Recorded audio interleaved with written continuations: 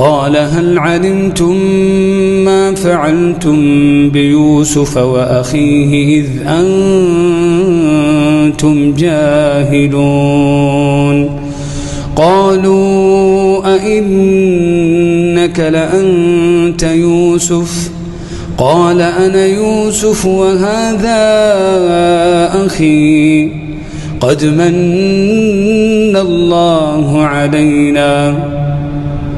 قد من الله علينا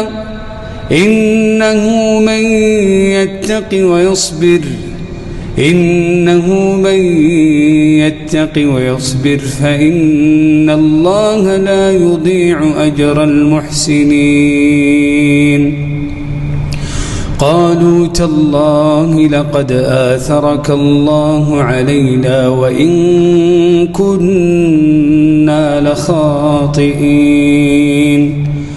قال لا تثريب عليكم اليوم